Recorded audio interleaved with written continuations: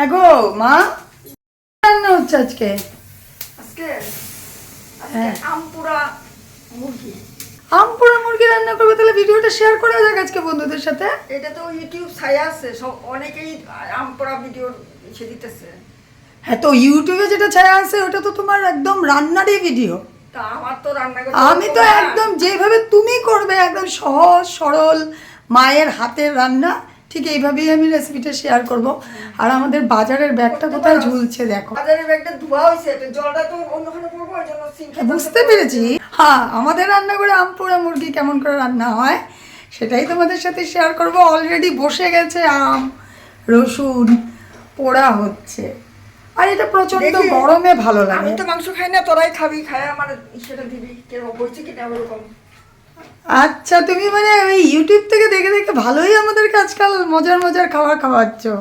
আমি খাওয়াইতে ভালোবাসি। হ্যাঁ ওটাই আমি তাহলে। খাওয়ার থেকে খাওয়াইতে বেশি ভালোবাসি। এই বয়সে আমার মা ইউটিউব দেখে আমপোড়া মুরগি দেখে রান্না করার সাহস করছে। আমার মাকে আমি স্যালুট জানাই, আর তোমাদের সাথে রান্নাটা শেয়ার করছি। হ্যাঁ, তুই চেষ্টা করলে তুইও পারবি। হ্যাঁ, আমি তো ইউটিউব দেখেই করছি না।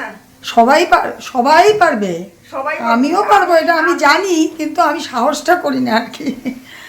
তো যাই হোক, এখানে আমারটা হোক না হোক, আমি আবার সাহসটা করি। দুটো কাঁচা লঙ্কা, তিনটে কাঁচা লঙ্কা, শুকনো লঙ্কা, এগুলো কি পুরো হবে? হ্যাঁ, আচ্ছা, পুরো আমাদের রান্নাঘর যেমন, আমি রান্নার ভিডিও করি না, ব্লগ ভিডিও করি, আর আমার ব্লগে প্রায় আমার মায়ের হাতে রান্না থাকে, তোমরা চাইলে দেখতে পারবে। তো রেসিপির জন্য কি এখন শুধু এই আম আর রসুন রেডি করি, তারপর আবার দেখাস, তুই যদি দেখানোর ইচ্ছা থাকে সবাই। আচ্ছা, তাহলে এগুলো মানে আগে কাজটা সেরে নিচ্ছ? সারি নেই। আচ্ছা ঠিক আছে, চলো। এই যে আম, রসুন আর দুটো এই যে এইসব পুরা দেওয়া হবে একদম। আর স্মেলটা যা সুন্দর বের হয়েছে না। আমপুরা শরবত সবাই খায়, তা আমি আমপুরা মুরগিটাও খায় দেখি। হ্যাঁ ওটাই। চলো রান্নাটা কি করে করো আমিও দেখাই। অলরেডি দেখো সব পোড়া হয়ে গেছে, তো রসুনগুলো মা এখন ছুলছে।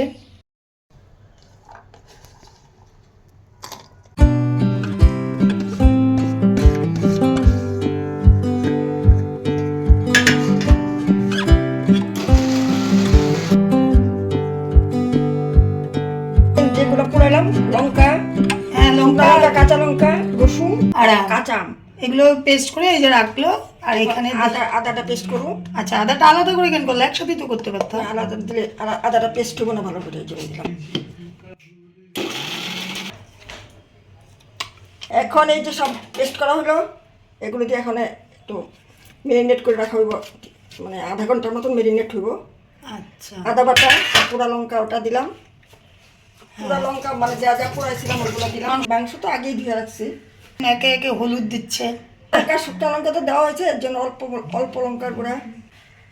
আচ্ছা, আমি তো বললামই একদম যেমনভাবে আমার মা ঘরে রান্না করে ঠিক এমনভাবে।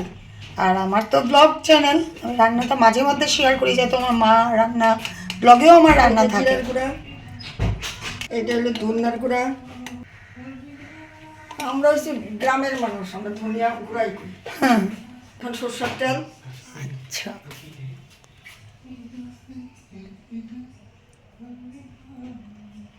লবণ, একদম হাতেই ঝাঁকা করে লবণ দিয়ে দিল।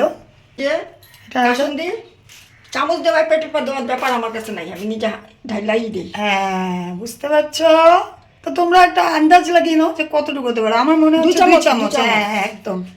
আর এটা কি দিচ্ছ বললে না তো? এটা একটু মধু। আচ্ছা, এটা ডাবর হানি। এখন মাংস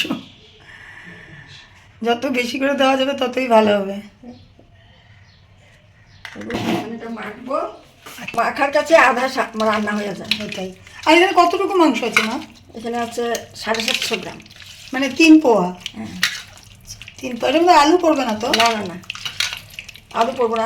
তিন পোয়া মাংস তো আমাদের করে বেশি, কারণ আমিও খাই না, আমাদের জামাইও খায় না, ওরা খাইবো, মা মেয়ে ছেলে। হ্যাঁ, আমরা মাংসটা জমিয়ে খাবো, রাতে আবার আমরা মাংস খাই না, দিনে যা খাবার।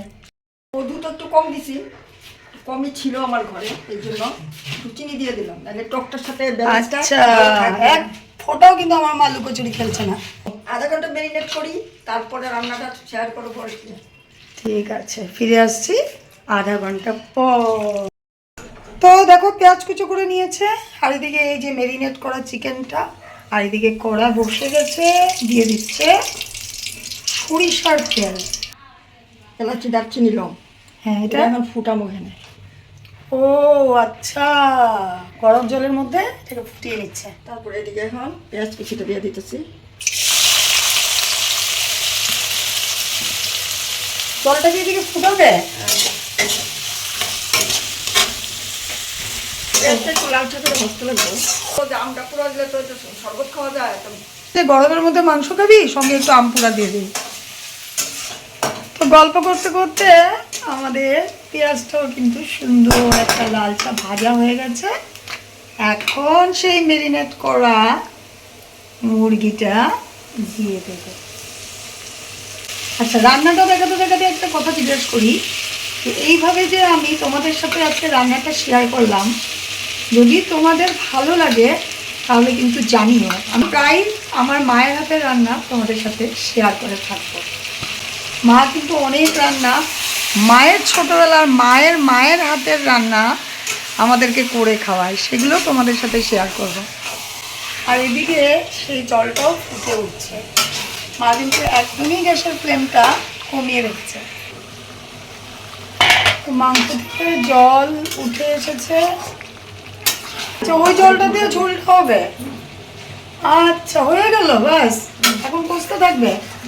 কষে এই জলটা দিয়ে ঝোল দিবে। তারপর তোমাদেরকে একবার ফাইনাল লুকটাও দেখাতে হবে।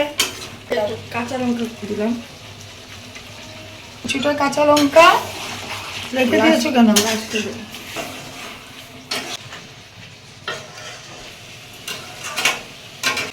তো কষানো হয়ে গেছে, এখন ছেঁকে জলটা দিচ্ছ।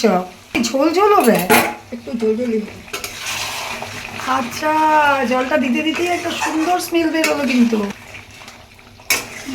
এইখান থেকে এলাচিগুলো তুলে দিয়ে দাও, এটা আমাদের মনে হয়, আমাদের ইচ্ছা এটা। ঠিক আছে, ঠিক আছে। এলাচিগুলো খালি দিয়ে দাও তুলে, লংগুলো দিও না। যেমন কথা তেমন কাম, সবগুলো লাগবে না, 3-4টা দিয়ে দাও। এই যে গোলমরিচগুলো দিয়ে দিই। হ্যাঁ, কয়েকটা দাও, বেশি দিলে আবার ঝাল লাগবে। যেমন কথা তেমন কাজ, আমার মা করে নিল। দেখেছে আগে যখন জি বাংলা রান্নাঘর দিত, সবকিছু অন্যদিকে, রান্নাঘর দেখা আমার একদিকে। আমার এত বড় ডায়েরি আছে রান্নার। রান্নার আর এখন আর ডায়েরি লাগে না, এখন শেয়ার করে দেয় আমার কাছে। এখন আমি রান্নার শৌখিন, রান্না করতে ভালোবাসি। এই যে বাকি কাঁচা লঙ্কাগুলো দিয়ে দিলাম। ফিনিশিং একটু ধন্যবাদ। আচ্ছা, একটু ধনেপাতাও পড়লো। বন্ধুটা কিন্তু দারুণ বেরিয়েছে। আসলে টক ঝাল মিষ্টি আম পুরা কাসুন্দি মুরগিটা কেমন হলো তোমরা সবাই জানাবা কিন্তু, তাহলে আমার ভালো লাগবে আর কি। কমেন্টে জানিও। কমেন্টে দেখতে জানাবা। খেতে সত্যি দুর্দান্ত হবে। গরমের মধ্যে এই ধরনের একটা মুরগি দারুণ লাগবে খেতে, দারুণ হয়েছে।